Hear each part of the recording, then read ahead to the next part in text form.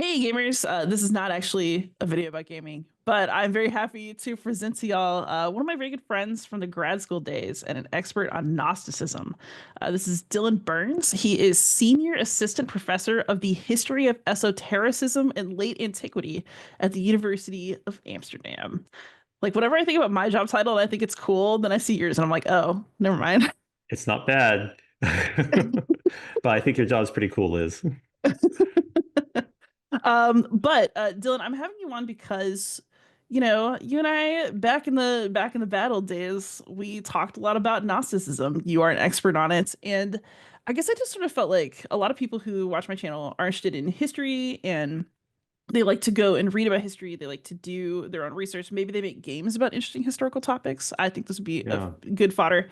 But it can be really hard with topics like Gnosticism to get information that's actually good. And like that was true when I was trying to learn about it before going to school. And the last time I was in a bookstore, that was also still depressingly true. Like maybe you're gonna find Elaine Yeah. Pagels, and that's about it.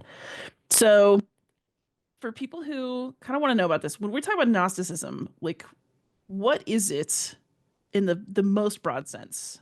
And then we could talk about how to learn more about it. Yeah.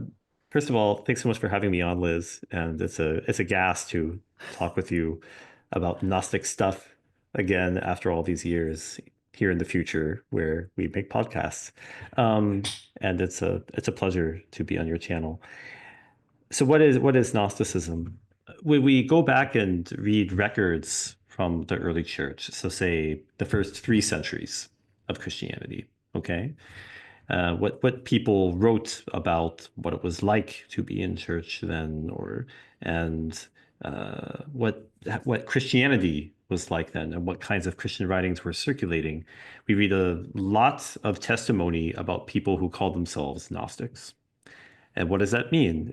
The word Gnostic comes from Greek, nostikos, which means somebody or something pertaining to knowledge in some way. And so a person who would call themselves a Gnostic would be somebody who claims to have some kind of special access to or relationship to knowledge.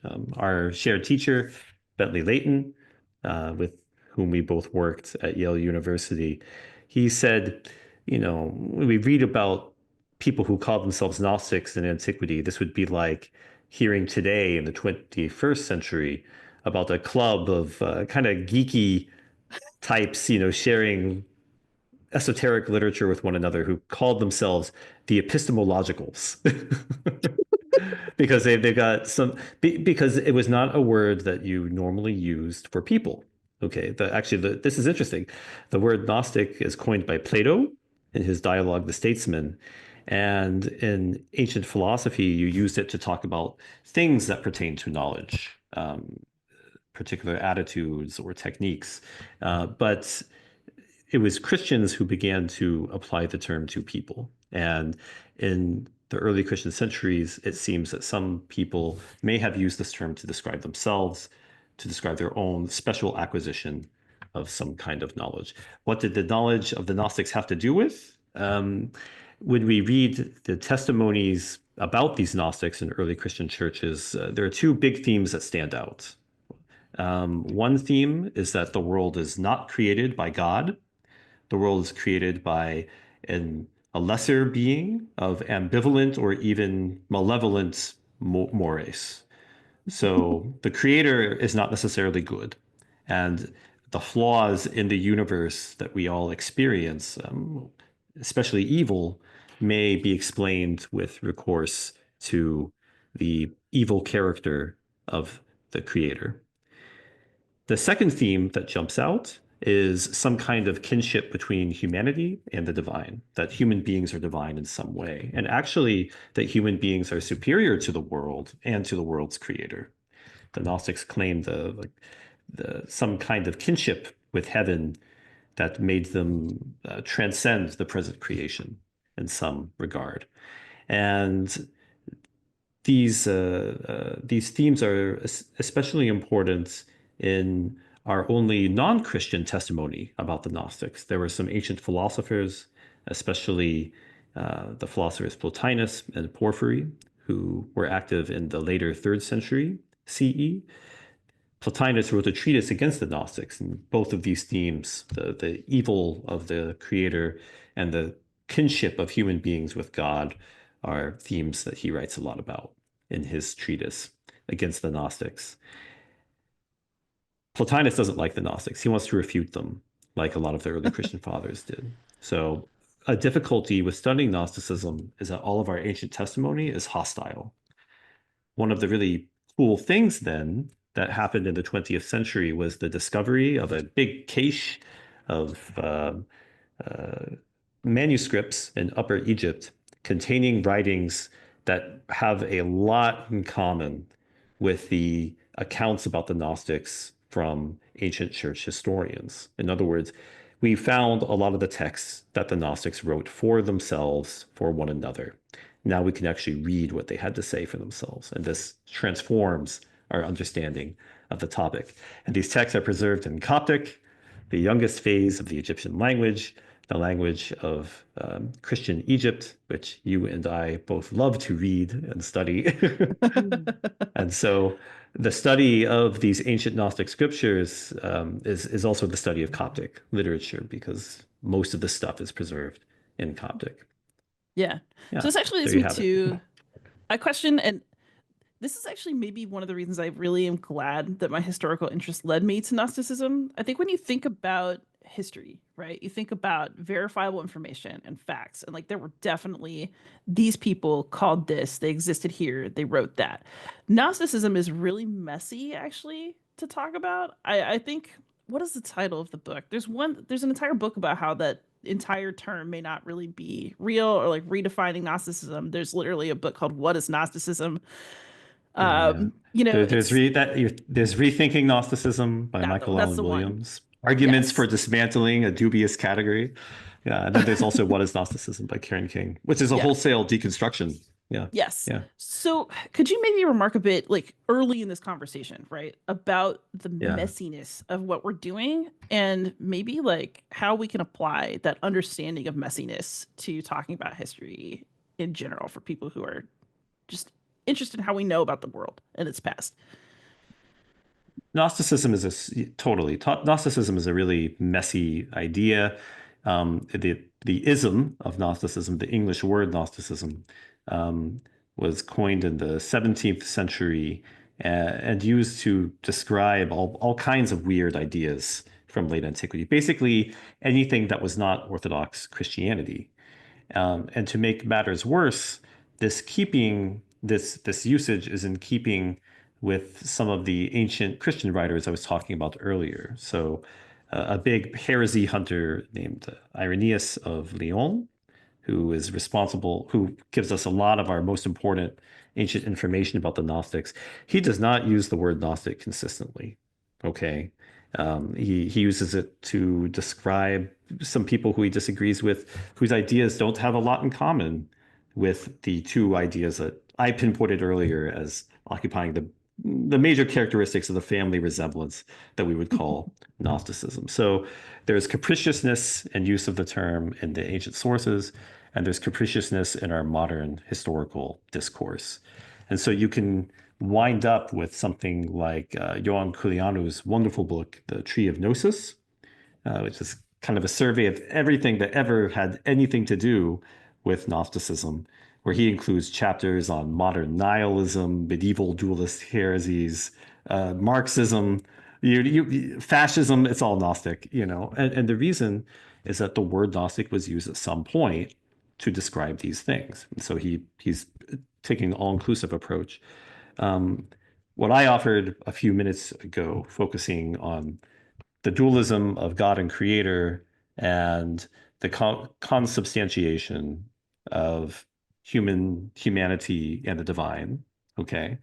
This is my historical reconstruction, based off of arguments, off of arguments, off of arguments in the secondary literature, with respect to our primary sources.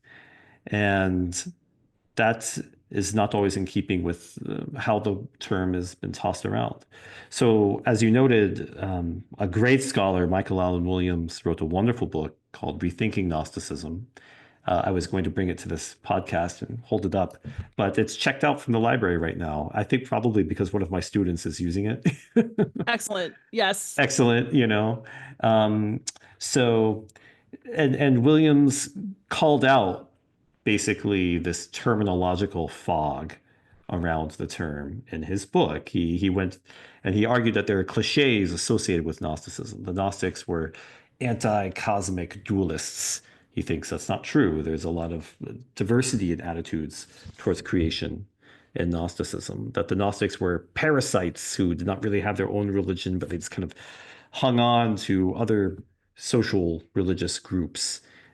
He explodes that cliche as well by using the Coptic evidence discovered in Egypt, which, by the way, Yeah. is called the Nag Hammadi. These are called the Nag Hammadi codices. These books discovered Yes. in 1945. So Williams basically took, all of the cliches that mainly come from older scholarship about Gnosticism from the 19th and early 20th centuries, and then he used the Coptic codices discovered in Upper Egypt in 1945, the Nag Hammadi codices, and the text in them, and show that these texts do not match the cliches. Most of the cliches are exploded when you actually read these Coptic texts. I don't agree with him 100%, actually. I think on dualism, there's an argument to be made to some extent when it comes to creator and created. Yeah, sure. Um, when it comes to attitudes about philosophical issues like matter, no, actually. I think Williams is right. Um, the Gnostics write about matter like any ancient philosopher does. And my overall take on the phenomenon is that these Gnostics were ancient philosophers of some kind. They were using Greek philosophical tools to make Yes. sense of the early Christian universe. And they didn't quite fit in with all early Christian groups, also because many of them kind of occupied the borderlines or boundary spaces between Judaism and Christianity, which were still emergent in these centuries and undergoing their own processes of identity formation. And so, one of the wonderful things that we see in these ancient Gnostic texts are also very different explorations than we're used to of biblical tradition, not necessarily centered on Jesus, but using many Jewish and Christian traditions that were more popular in antiquity than they are today. Oh man, okay, I want to come back to philosophy. I don't want to come back to this. Before we move on from Michael Allen Williams, one of my strongest memories of looking back over my old copy of Rethinking Gnosticism was that I used to think I wanted to do Gnosticism straight up when I got to grad school. But I look back over my copy of that book from the first time I'd read it, and everything about monks in that book I had underlined. So when I Yeah. ended up writing a dissertation about monks, I realized that this was in fact no surprise, and like all the seeds were there. So when we talk about people who are on the edge, on the boundary, we may not be talking about people who are like that in terms of their standing within Christian communities. I think that's an important, well, proto-Christian. We're kind of in an era where that's a soup, but but I also want to touch on that really quick before we move in. Like these are not just like random cranks in a house No, somewhere not that at nobody all. knew about. Like these Um, are people who are I integrated mean, into these larger communities. absolutely. Irenaeus himself tells us that the Gnostics in his that the Gnostics are present in his churches and they attend church and practice Christianity like everybody else. And for him, this is alarming. I think he uses the analogy of wolves among the sheep. But his point is that these are individuals who are part of Christian communities, and therefore part of the story of earliest Christianity. And their leaders were often important and respected teachers. So, one Gnostic adjacent teacher, somebody who was using Gnostic mythologies, but also reforming it in some ways, is someone named Valentinus. There's a recent book by Einar Thomason before Valentinus, The Gnostics of Irenaeus. And this came out just last year.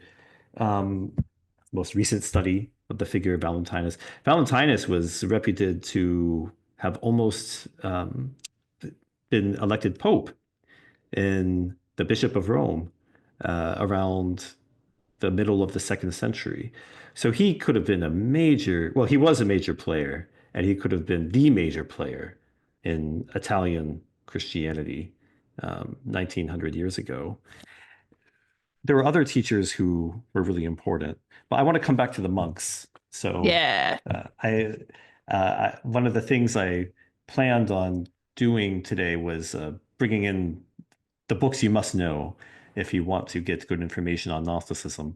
But again, a lot of them are not available because I think my students are using them for their term papers. It's almost end of semester here in Amsterdam. So I'm relying on the stuff that's in my personal research library here at the office, which is mainly newer publications because my old stuff is in a basement in Florida where it went after grad school. And but that's okay. More recent resources. And one of the big things to happen in the last 10 years or so was a renewed emphasis on the relationship to monasticism. So Williams wrote stuff about monks in rethinking Gnosticism because there's a lot of evidence that the Nag Hammadi codices, these Coptic books, probably produced in the mid to late 4th century, and buried in Upper Egypt, where they stayed in the ground for a millennium and a half. These books were perhaps produced by and buried by monks in the 4th or early 5th centuries in Egypt. And there's a lot of evidence pertaining to Egyptian monasticism that can be used to explain aspects of the manufacture, the copying, and the burial of the Nag Hammadi codices. Also, the place of their burial. Nag Hammadi is a city in Upper Egypt. The codices were discovered close to there, not in the city, but in the countryside, actually close to a village named Al-Qasr. Nag Hammadi is just the largest, closest city to that area. And this region had a number of monasteries in the 4th and 5th centuries that were founded and operated by the Pachomian Federation. This is the monastic federation, tracing its origins to the work of the monk Pachomius. And there was a big project operating in Norway, starting in the 2012, 2011, I think. No, 2012, 2013, I believe, to explore the relationship between the Nag Hammadi codices and the monastic communities of Upper Egypt. And the book to come out of that project is this, The Monastic Origins of the Nag Hammadi Codices by Hugo Lundhaug and Lance Janot. With some And this familiar book, names. Yes. That makes me so happy. absolutely. This book makes a terrific case for a theory that had been around for a while, that Williams mentions in his book, but that had kind of fallen by the wayside in research for a couple of decades, which is that it is monks, Egyptian monks, who collected the texts, the allegedly Gnostic texts, put them together into books, copied them, and then eventually buried them. Why would these monks have buried these books? A bishop, Athanasius of Alexandria, the same Athanasius who wrote the life of Antony and much else, okay? He circulated a letter at some point, an Easter letter, where he condemned the reading of non-canonical texts. He wrote a list of the texts that are okay to write, okay? And then he said, there are a lot of texts that are being read in the monasteries that are not canonical. They do not belong to this list. They do not belong to the canon. It is wrong to read them. Yeah. Got to get rid of that stuff. And monks who probably had been treating this literature as supplementary, kind of a fan fiction in a way. Yeah. There's That's the right way to describe it, actually. the fan fiction analogy is really common these days. I did see a paper I got questioning in it trouble recently. for making it in seminar. Do you remember that? Oh, Oh my gosh, seriously? I Like don't remember Harry that. gave me the dirtiest look. Well, I mean, when you and I were in school, we were discouraged from using popular analogies, We were. to popular culture, like Yes. that was not considered cool. And I guess it was considered vulgar in a way. Yes. I was Whereas actually whereas often told now, my we got to sell this stuff. I mean, it's we were ahead of our time, Dylan. totally ahead of our time. I mean, I've got a book with a Barbie doll on it. It's Hell yeah. Oh my but God. the um, in any case, um, yeah, fan fiction is a good analogy. Although, like I said, it's actually becoming debated. Perhaps, we could come back to that if you want, the fan fiction question. I was really interested to hear a criticism of it because I think it's become common wisdom, a status quaestionis among scholars that we could compare ancient non-canonical literature Hmm. to fan fiction, something you write because you love the universe in which something exists. So, you love stories, you love Harry Potter, so you write some more stories about the Harry Potter universe. So you love Yeah. stories about Jesus, so you write some more gospels. I mean, simple as that, right? I don't want to get derailed by it right now, but I do think that when we're talking about saint stories and infancy gospels in particular, I do think there's some weight Mm. to that because it's filling Yeah. in stories we wish we had. But okay, so we've talked about monks. Let's talk about philosophers. So you mentioned Plato, like in like the first 5 minutes of this conversation, and I also think it's really important. Like, when people think about Gnosticism, I they're do like that. Da Vinci Code, like mystery, like. But actually, what we're really looking at is a bunch of philosophy nerds for the most part, Yeah. and people who are really Yeah. fucking into Plato, or at least Really a fucking version into of him. Plato, So, a like, version of him. what does that look like in Gnostic texts? Like, what are people doing with Plato after? Oh, Liz, they're doing so much and it's so exciting. I mean, there's a lot happening. One of the things that jumps out at you if you read Gnostic literature is you get these long descriptions of what heaven is like. And heaven is not a bunch of clouds with angels running around, with little halos. And God is not a big old man with a long beard, and you can only see his feet like in The Simpsons. It's nothing like that. Heaven is parts of a mind. It's heaven is a mind, actually. Heaven, in other words, is the world of Plato's forms.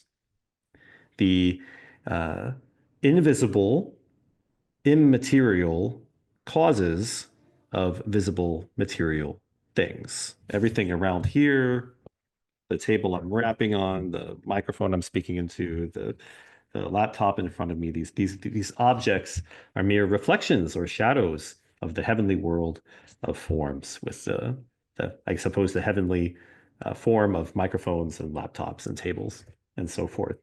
And Does heaven human include these beings things? like you and me. Oh, there are questions. I believe it's in Plato's Parmenides where they explore whether there are forms of trivial objects or even undignified objects like toenail clippings. Is there a form for that?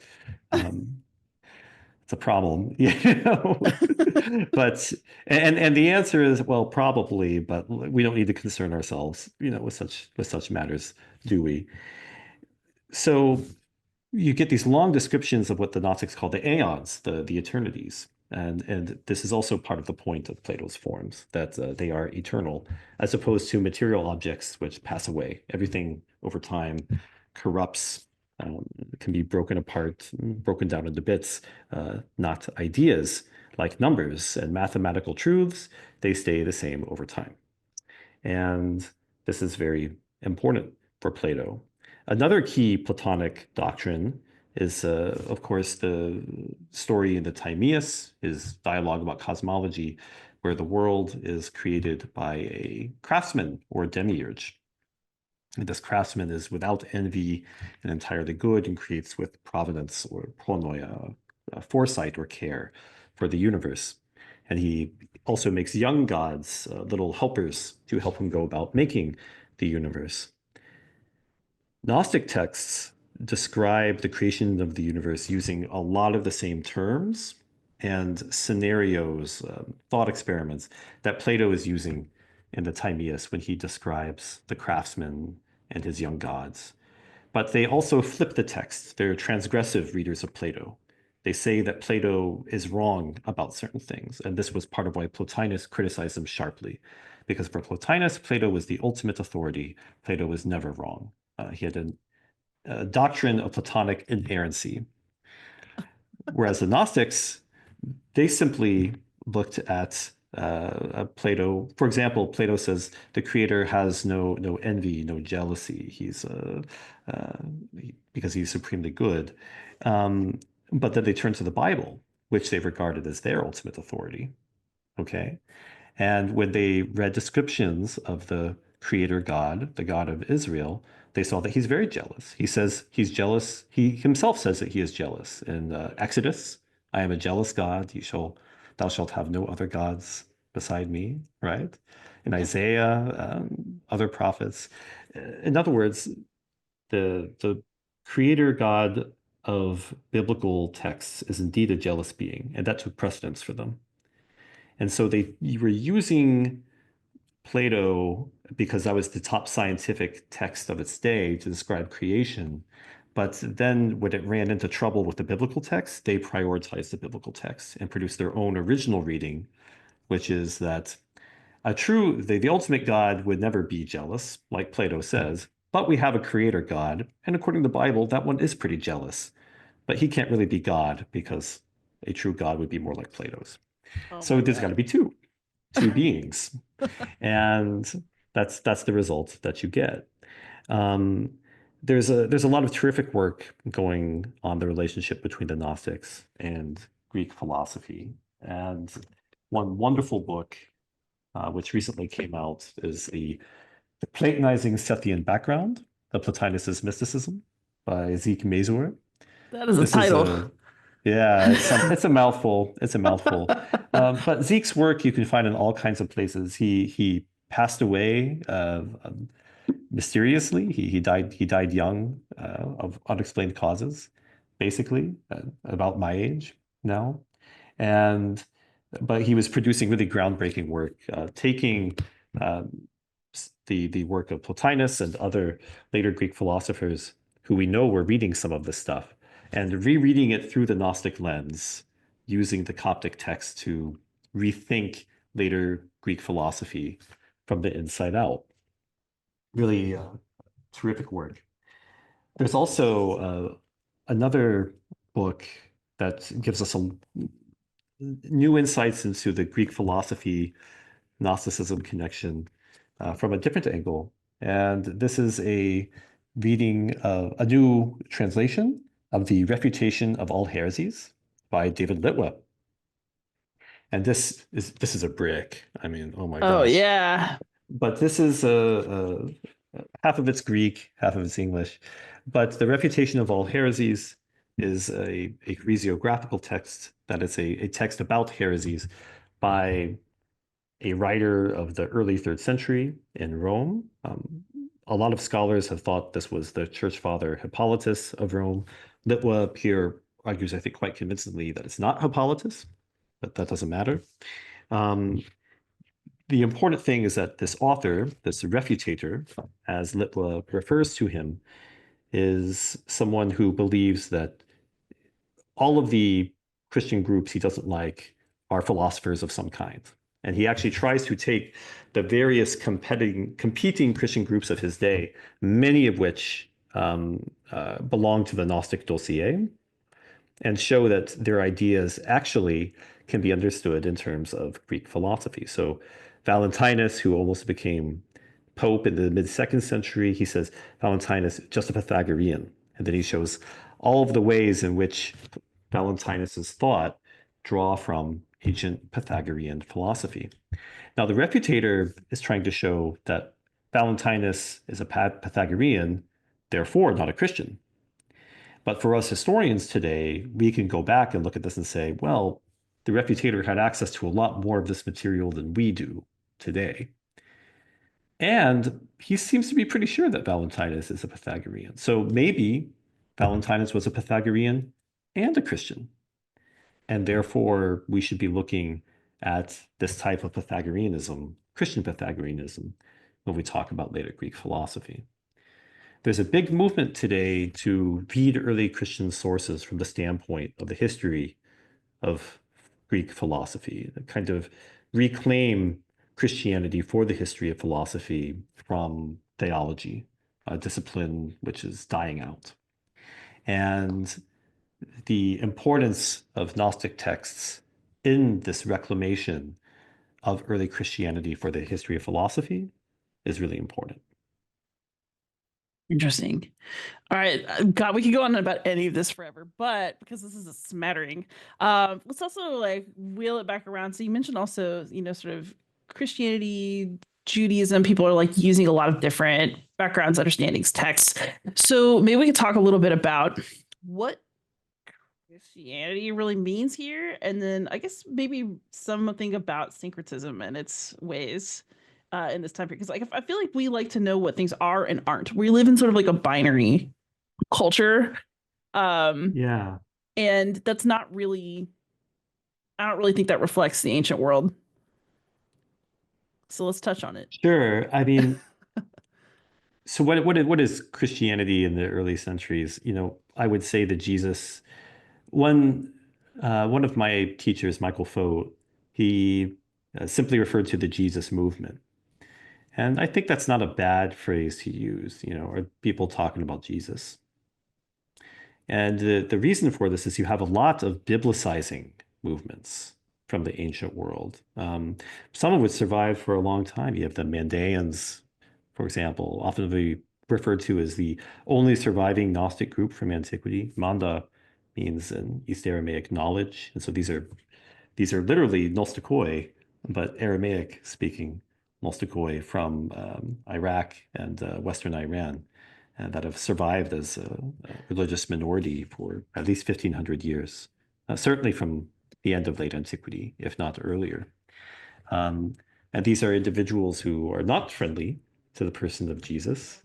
They have a special relationship with John the Baptist, although they don't consider him the Messiah either. That's not exactly the case. But they're using biblical themes and transforming biblical literature. They belong to the heritage of biblical literature, the same way that Judaism, Christianity, and also Islam do. Islam is a biblically interfaced religion, even as it has its own scripture that has priority over the Hebrew Bible and the New Testament, the Quran, right? Nonetheless, the Quran has a lot based in earlier biblical texts and also non-canonical biblical texts, including some traditions that survive in the Coptic Gnostic texts. So there's a lot of biblical stuff from the ancient world that doesn't easily fit into our little boxes of Christianity and Judaism. And when we think of these two things, we think of some kind of Protestant or Catholic thing and Rabbinic Judaism. Well, guess what? In the year 200, Rabbinic Judaism is in the most charitable reading in its beginnings. You could say that it doesn't exist yet. We're still transitioning to rabbinism.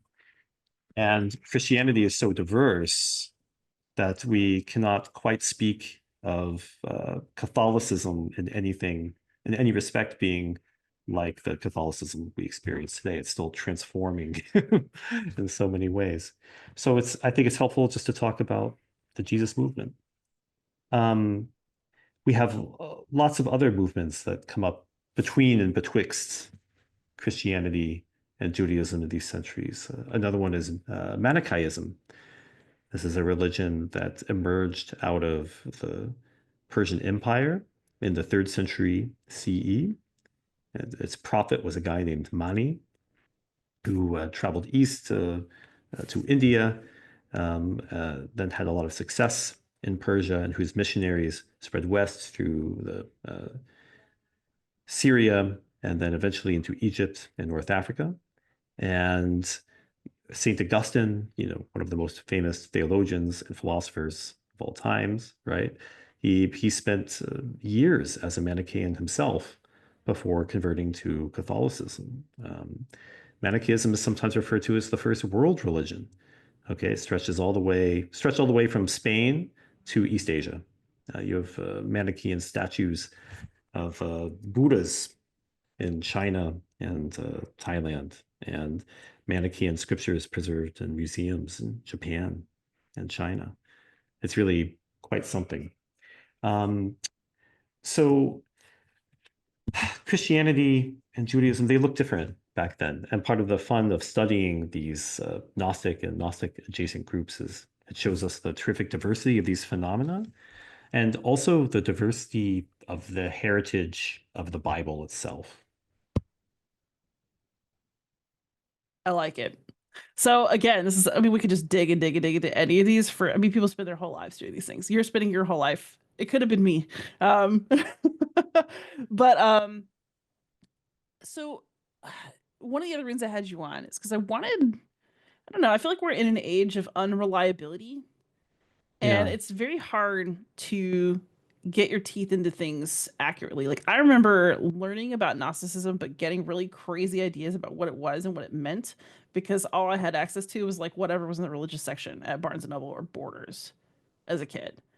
And so, what are some sources for people who want to know more that they can go to that are reliable? Um, Priority on that which is affordable because whatever came out from Brill is probably like 300 bucks because they know the university Yeah, I libraries will showed a buy lot of it. expensive books. Um, I've got a couple of things here, and I'll start with free, things that Free are is free good. online. Yeah, free is really good. So I'm going to share my screen here. So here's some great online resources that are available to everybody with an internet connection. The first one of these is the Gnostic Society Library. This is from the website gnosis.org. I believe that this website is operated by the neo-Gnostic group Ecclesia Gnostica, based in the Los Angeles area. And they provide a set of access to articles and lectures, and then especially translations of ancient Gnostic texts. And the translations they're using are authoritative translations. So we see here, for example, the Apocryphon of John collection. This is the Secret Revelation of John that's preserved in a number of the Coptic codices.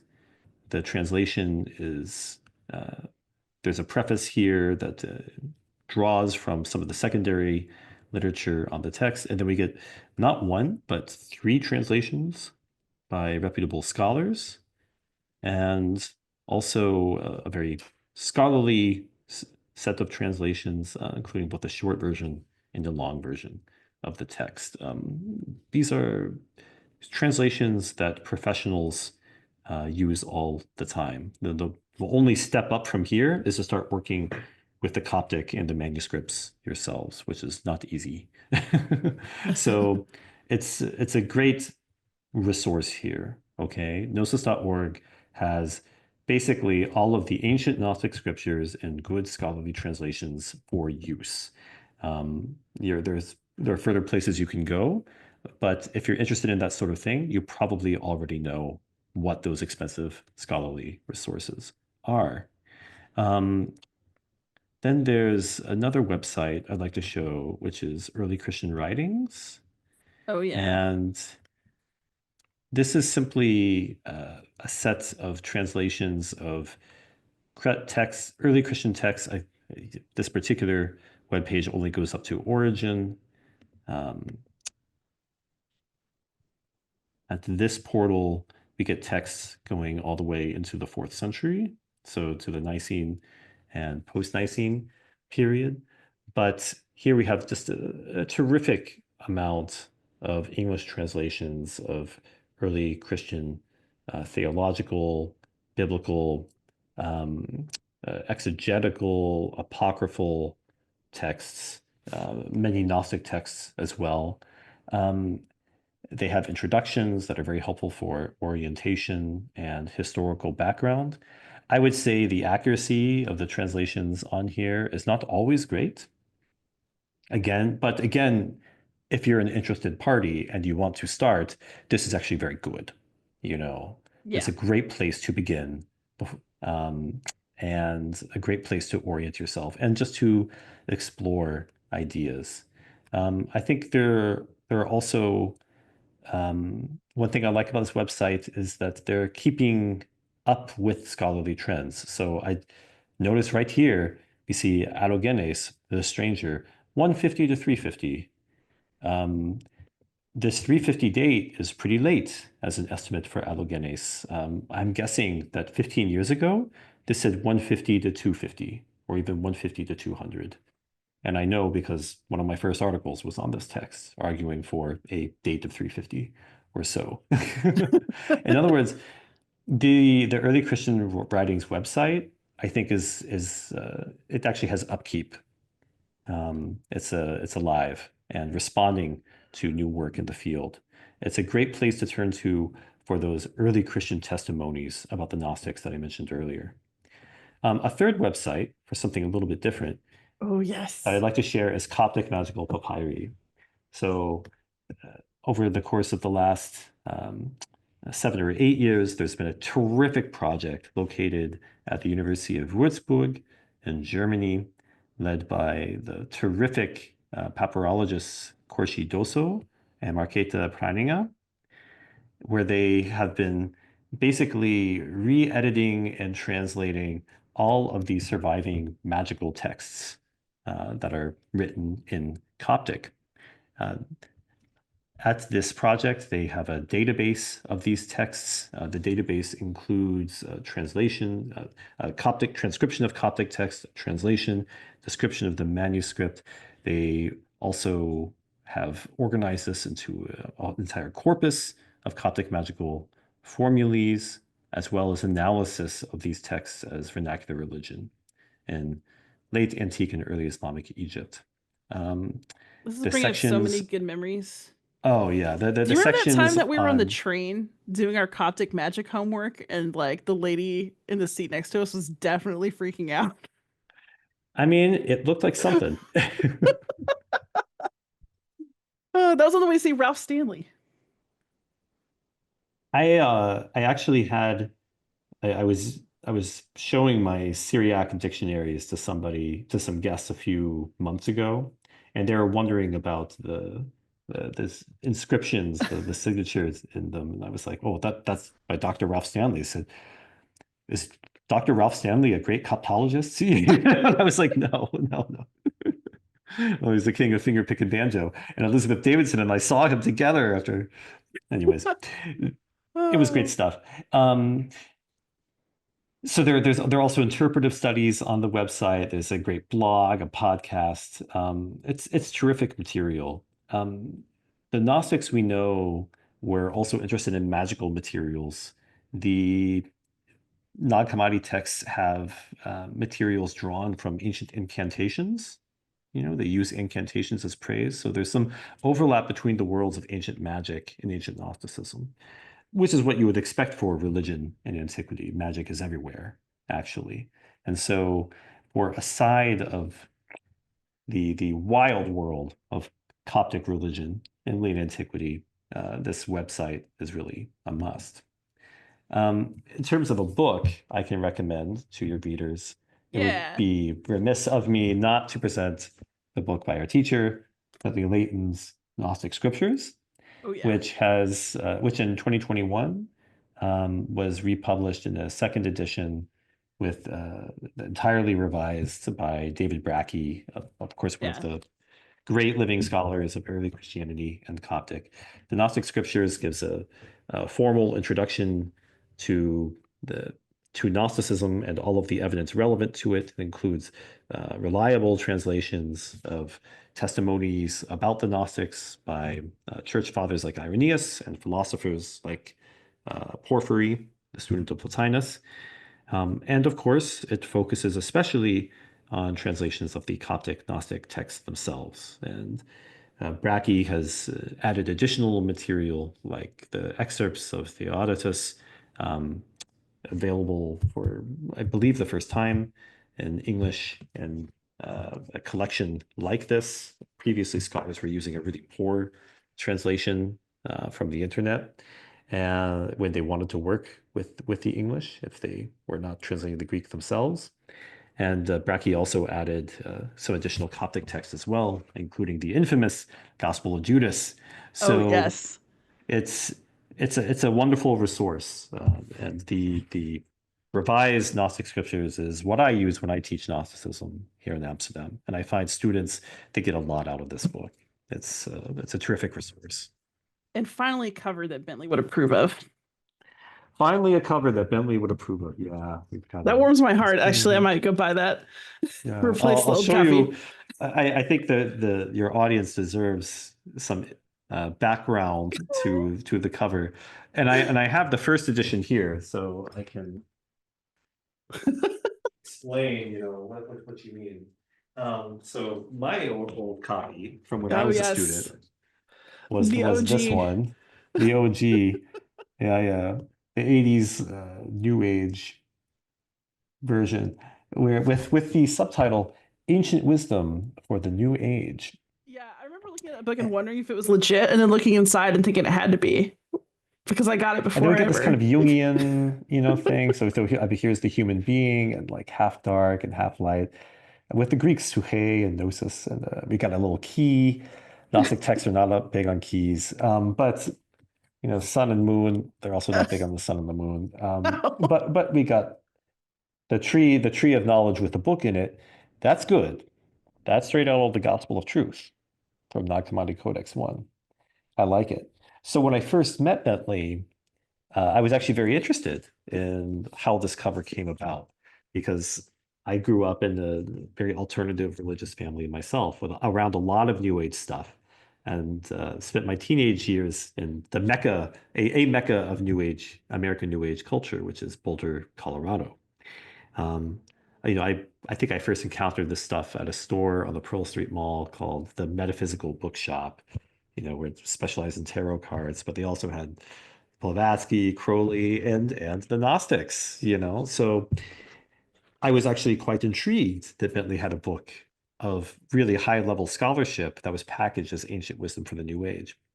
So when I first met him, the first time we ever went for lunch, I asked him about the cover and his inspiration for the subtitle, and he said, "Oh, that hideous thing." No, no, no. Doubleday came up with that, sir, with that cover, and they certainly came up with that title. No, the name of the Gnostic Scriptures is the Gnostic Scriptures, a new translation with annotations and introductions. Nothing about the New Age. And sure enough, we don't see that on cover of the second edition. No, But that's a classic Bentley moment. absolutely, absolutely. So I asked him if he was interested in how this stuff was received in the New Age, and he said no. But and I think that's another way in which scholarship has changed since you and I were in school. Yes. People, a lot of scholars in his generation did not care what people did with their scholarship, whereas today I think we rightly look into the reception of scholarship outside of the academy. Yes. I published a whole book of material exploring neo-Gnosticism, one with Barbie on the cover. Amazing. Yeah, I actually see a lot of the work that I do with historical gaming now as like a form of reception studies, either looking at how the ancient world appears in our games or trying to evoke it myself. So, Absolutely. Oh, there are a lot of Gnostic themed video games. I mean, they're all over the place. You are a god, but you've forgotten who you are. And so you have to fight your way through a material world full of devils to get back to the immaterial heaven, you know, that to which you always belonged. I mean, this is a basic standpoint of plenty of games. There's a big, massive online role-playing game from China, which is very popular. I haven't played it, but I had a student from the People's Republic of China a few years ago who sent me an animation from the game straight that was based off of the Hymn of the Pearl, Syriac, Yeah. actually a Syriac and Greek Gnostic text, and the game is called Genshin Impact. But it's Yes. apparently like written right through with Gnostic themes. You got archons and everything. It was really something. I need to go play that now. Okay, one more book question since our Shoot. hour is starting to come to an end. So, my first exposure to Gnosticism as a concept was probably Elaine Pagels, Yeah. and she and Karen King have done a lot of work. Yeah. So, where are they currently in like sort of the scholarly popular space? Well, they're still both producing popular books. And I actually still think that Elaine Pagels's book, The Gnostic Gospels, remains the best readable introduction to the phenomenon. So I've met plenty of scholars who look, including Elaine herself, okay, who say, well, the Gnostic Gospels is out of date. And it is, it's based off of work that she was mainly conducting in the 70s and the latest early 80s. A lot has changed in the field since then. And she herself is somebody who does not use the term Gnosticism lightly anymore. At the same time, that book introduces the material in such a compelling way. And her gift is to make difficult material accessible in a really exciting voice, you know. Um, I actually still teach one of Elaine's books when I've give a reading list to students before the semester um, of material to look at if they're unfamiliar with the subject. I recommend that they read her book, The Origin of Satan, Yes. which is about evil in early Christianity. The book is not really just about Satan, it's also largely about demons and how early Christians and also ancient Jews dealt with the phenomena of evil, the demonic, and more generally, the other. And in that book, Pagels does a great job of introducing early Christianity and the New Testament generally, um, Second Temple Judaism and the end of Second Temple Judaism and the beginning of Rabbinism, as well as Gnostic scriptures. And she does it all in 200 pages in a compelling way that makes sense. It's a wonderful orientation to this material. So actually, I think The Origin of Satan is a great book, and I still teach with it quite a bit. Um, Karen King has also done really useful popular work, as well as, of course, specialist research. Um, my favorite book of hers is actually her book, The Secret Revelation of John, which is a study of the Apocryphon of John or the Secret Book of John. And she gives a translation and interpretation of the Secret Book of John in this book. And what I think she does really effectively and is give a kind of revolutionary theological reading of the text. She shows how profoundly countercultural this literature must have been at its time, how strange it must have been in the context of Roman culture, how profoundly it challenges and rethinks questions about power and authority in Roman culture. A great example of this is that in Gnostic writings, we often see demons described as archons. And what is an archon? An archon is a figure of authority. It's a sheriff, a magistrate, a city council person, okay? Someone belonging to the government. So this literature actually makes very wide use of metaphors of authority to describe evil powers. This is something that happens in early Christianity because the first Christian centuries were centuries where Christianity was not the religion of authorities, of Roman institutions. And interestingly, if you do word studies of the terms of art, the term archon and related terms like authorities, exousiai, powers, dunamis, and so forth, what you find is this use of metaphors of authority to describe demons disappears after Constantine. It becomes Interesting. Yeah. much, yeah, yeah, yeah. Like when Christians get super involved in the Roman government, they stop using government terms to describe the bad guys, which makes sense. This is what you would expect, but it happens quite quickly if you look at the semantics of these terms over time, chronologically. And King, I think, does a great job of pointing out that phenomenon with respect to the second and third century Gnostic texts and traditions preserved in the Coptic Gnostic library. Man, I'm falling in love with this stuff all over again. We should draw this to a close, sadly. But just sort of last words, if people are kind of going down this road, what advice do you have for them in terms of like, I guess, attitude with which to approach this and expectations that are reasonable to have as you start to explore these materials? I think it's important to go in with as few to check your expectations at the door. I think this is true for learning in general, but especially with subjects where it's like Gnosticism, where there's a lot of outdated scholarship or bad scholarship out there.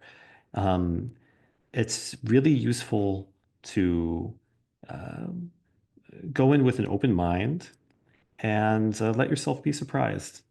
A lot of the things that you thought you might see or that you had heard before may not actually be the case when you look at these texts up close, you know? So maybe you thought that Gnostic texts are supposed to read the Bible backwards all the time, and everything is upside down, or that the Gnostics are blasphemers and they're not real Christians, because this is what the church fathers like Irenaeus tell us.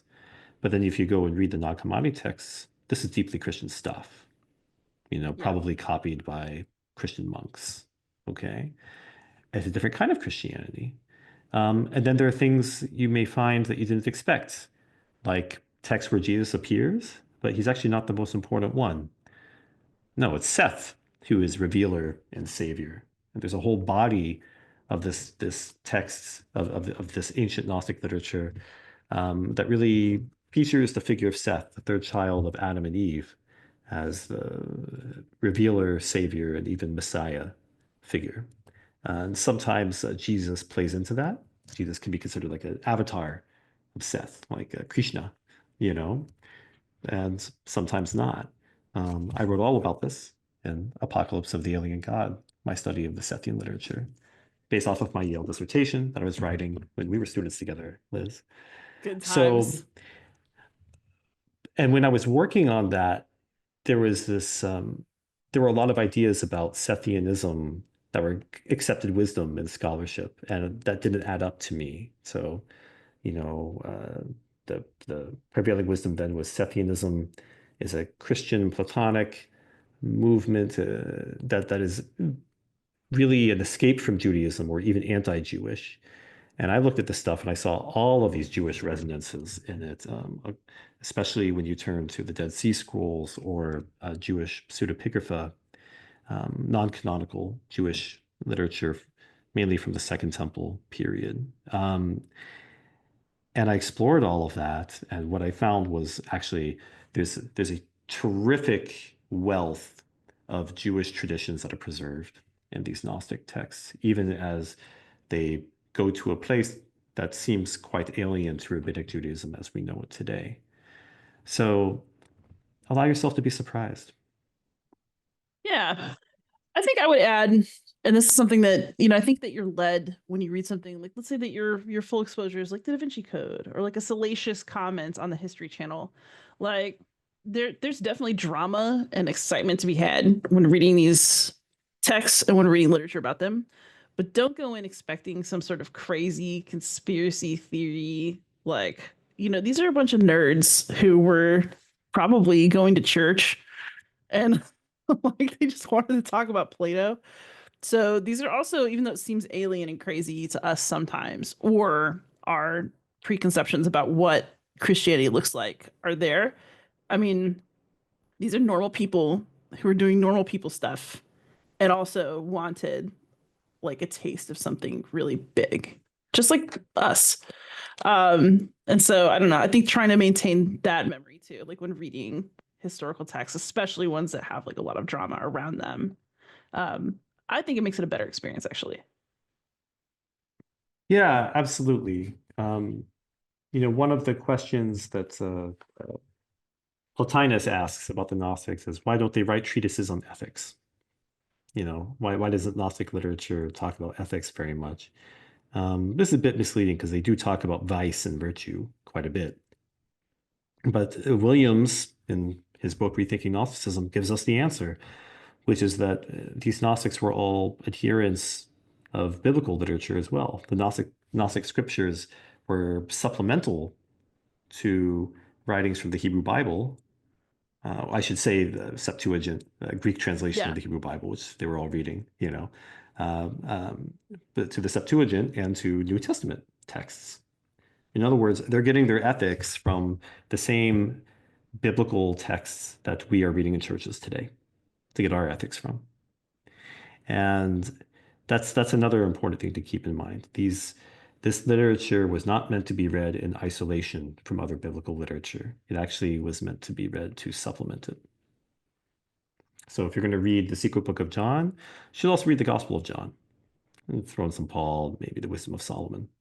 That gives you a much better, more balanced picture of how how the ancients were reading this stuff.